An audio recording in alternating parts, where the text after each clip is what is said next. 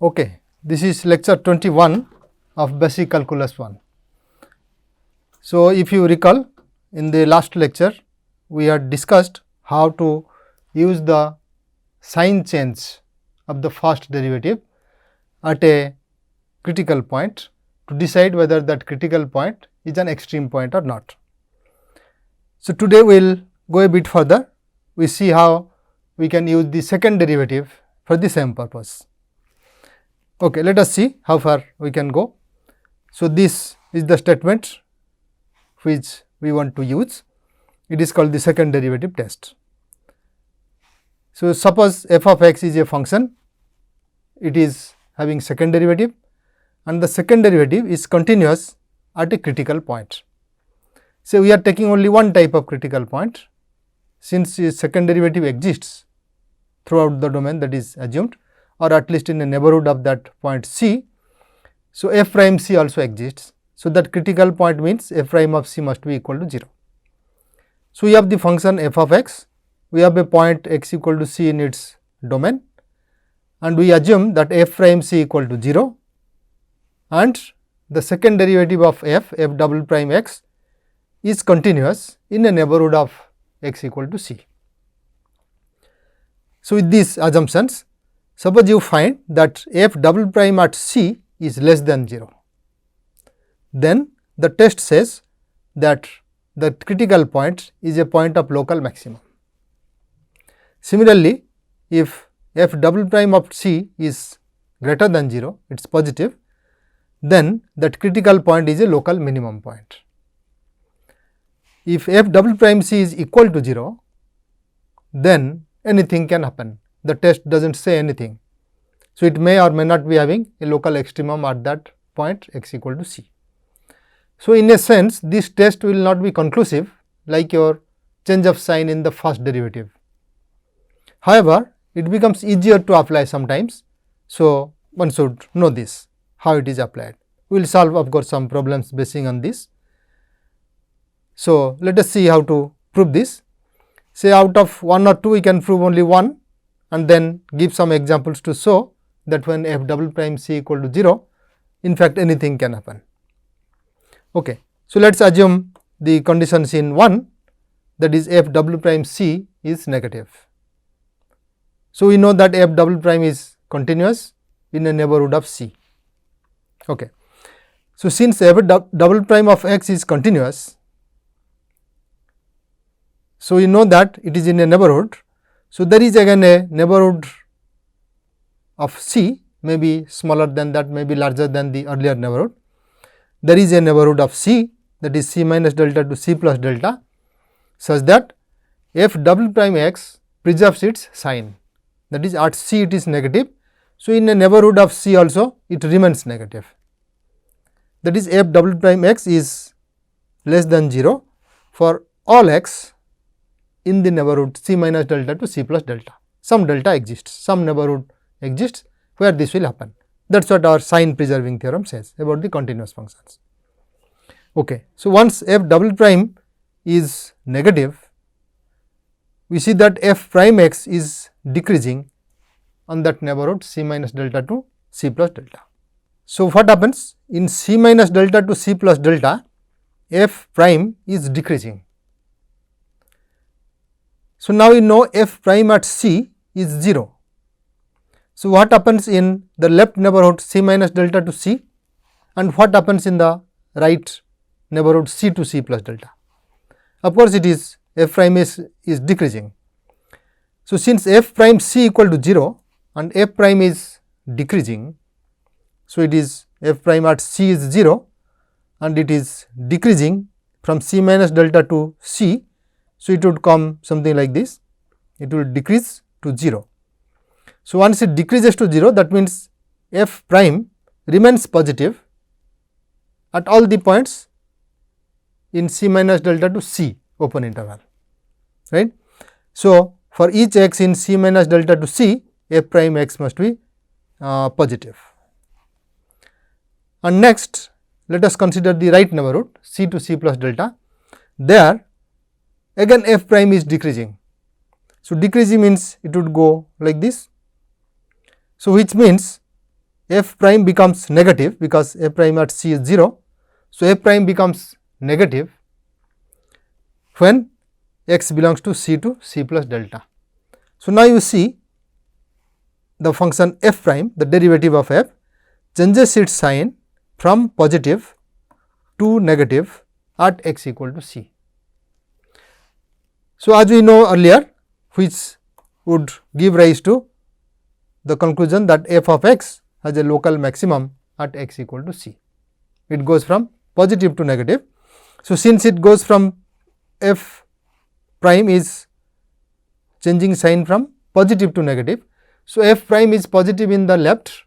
So, that means f is increasing on the left side and f prime is negative on the right. So, f is decreasing on the right side. So, it is increasing on the left, increasing on the left and decreasing on the right. So, at that point c there must be a maximum. F of x has a local maximum at c. That is what we wanted to show.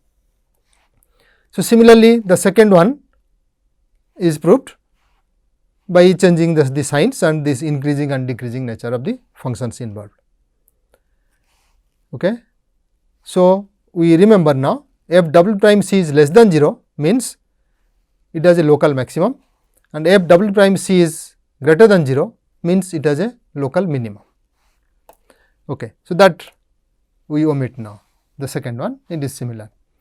We come to 3.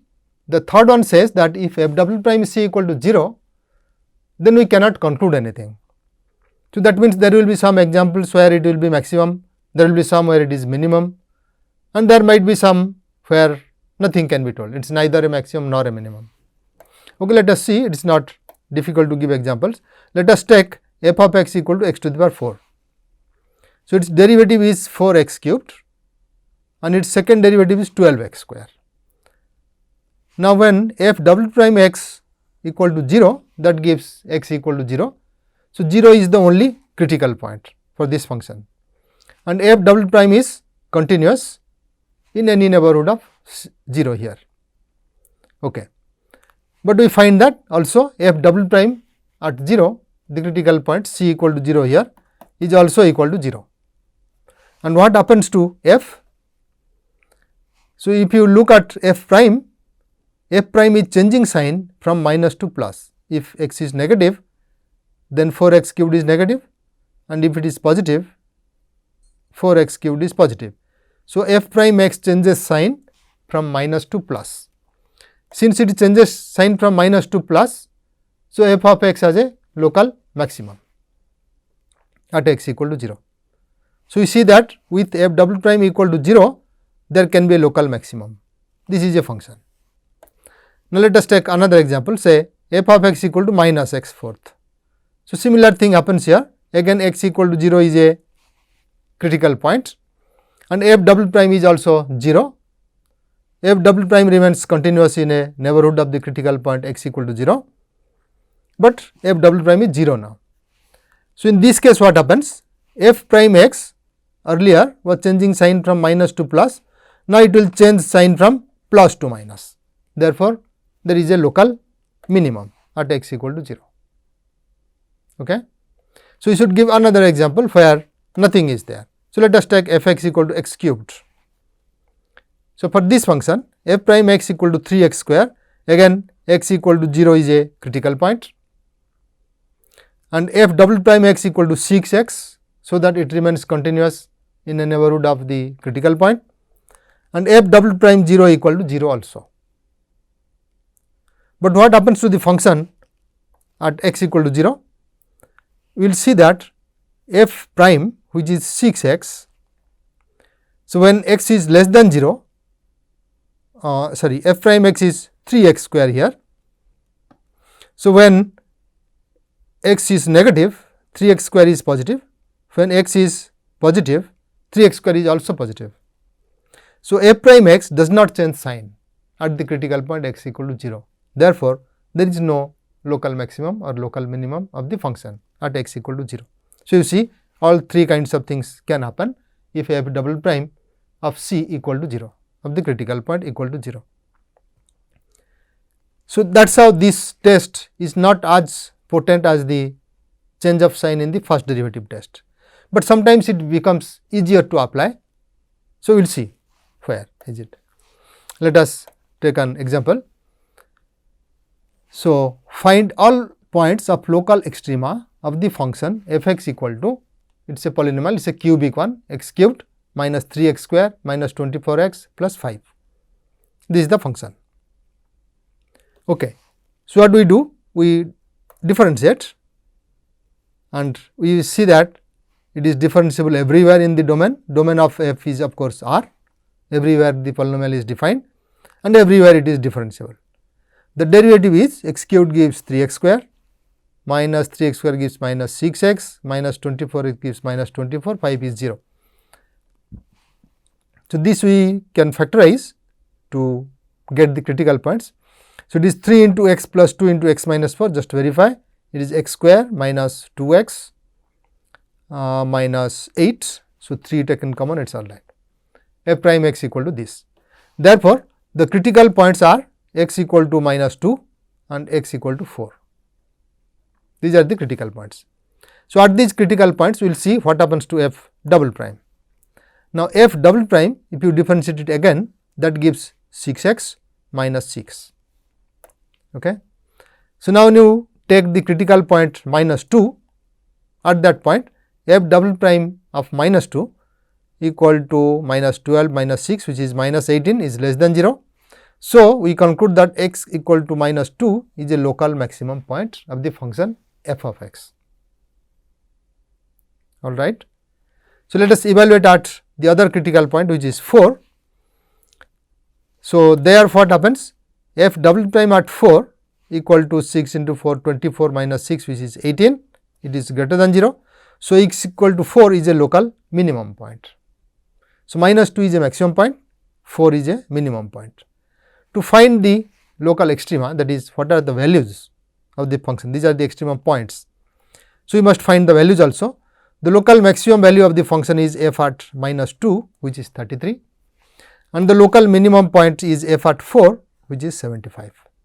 So, you see the local maximum can be smaller than the local minimum, that is okay, because the curve can go here and there. So, smaller maximum and bigger minimum value, it proceeds and becomes a minimum.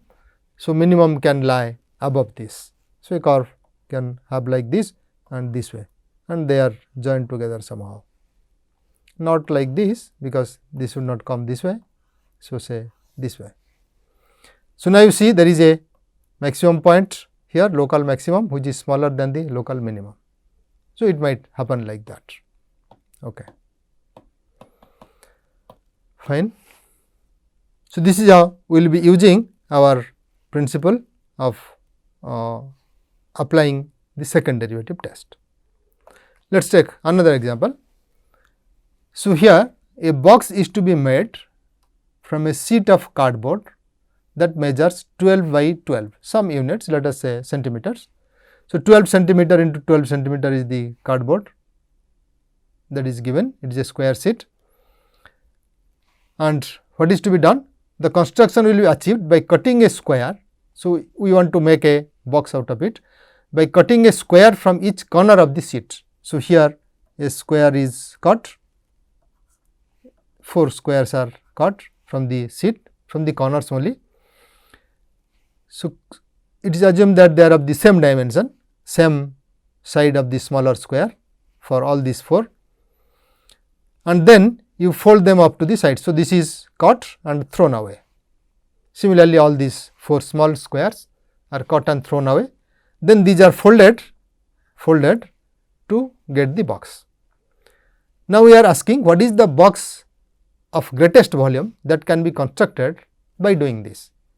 So, that means what we should cut from this small side, small square, how much we should cut, so that this will, the box will give the biggest volume, largest volume. Okay. So, what do we do? Let x be the side of the length of the square that are to be cut from the sheet of the cardboard. So, let us say this is x. So, that means we are cutting really x square, right, from the corners. Now, what about the length now? The length was 12 units. Now, this x is caught here and another x is caught here.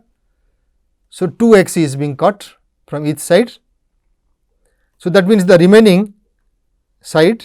So, this is the side, that is 12 minus 2 x, and when it is folded back, the height of the box will be this x.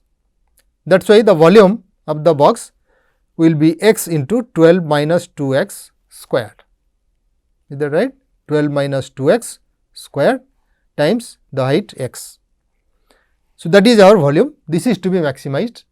So, let us call that as the function f of x. Now, we want to find x. So, what could be the maximum and minimum of this x? Well, you may not caught anything. So, x can be 0, or if you caught something, then since total is 12, you can caught only maximum half of it, which you will not do of course, because everything will be caught. Here similarly nothing is caught, so that will give 0 volume. So, 0 is less than or equal to x less than or equal to 6. That is what we see. Of course, 0 and 6 will not give the values, extreme values. They will be 0 really. So, that will not maximize, that will minimize. Okay, but let us keep the problem as it is and see what happens. So, our f of x is x times 12 minus 2 x whole square, which we expand 144 x minus 48 x square plus 4 x cubed. That is fine. Now, we want to maximize this function f of x equal to this, which is defined on the domain 0 to 6 closed interval, is to be maximized.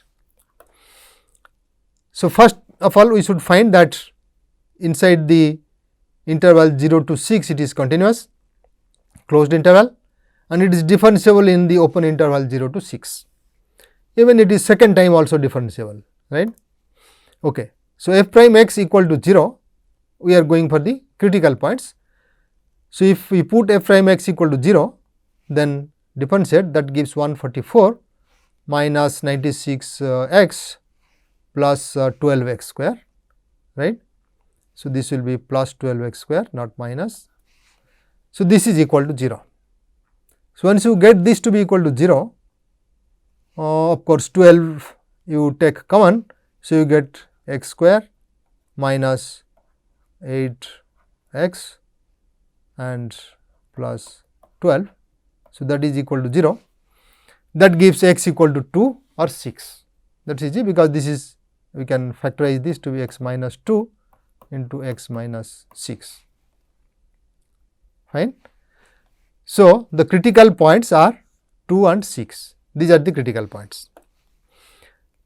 Now, each of the critical points we should discuss separately. So, let us consider for x equal to 2. Of course, at the end points we may discuss at the 0 and 6 itself is it is showing that f prime equal to 0, but it is only one side differentiability for 6, that is of course an end point. So, the interior critical point is 2, right, and the other one which we got from f prime 0 will not tell that to a critical point, right. It is differentiable and it is not an interior point, but that is one end point. So, we have the critical point which is the interior point is x equal to 2, and we also have the end points as x equal to 0 and x equal to 6. Of course, from this if you go without any tests, you see that the function can be having minimum or maximum values only at these points, right, x equal to 0, x equal to 2 and x equal to c. Then substitute them in the function, find out which one is maximum. Of course, 0 and 6 will give us 0. So, maximum should be equal to at 2. But we can also apply our second derivative test to see whether this critical point is really a local maximum point or not. Though that is not required, we want absolute maximum here.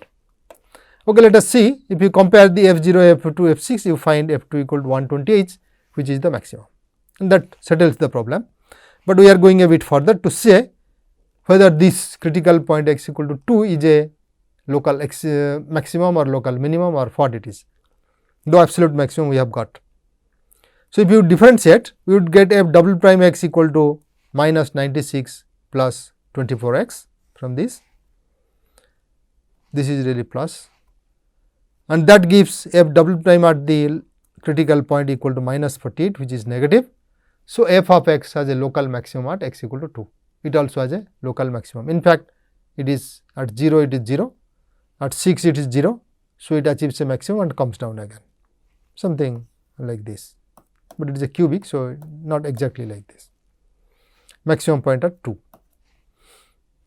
Okay. So, let us take another problem.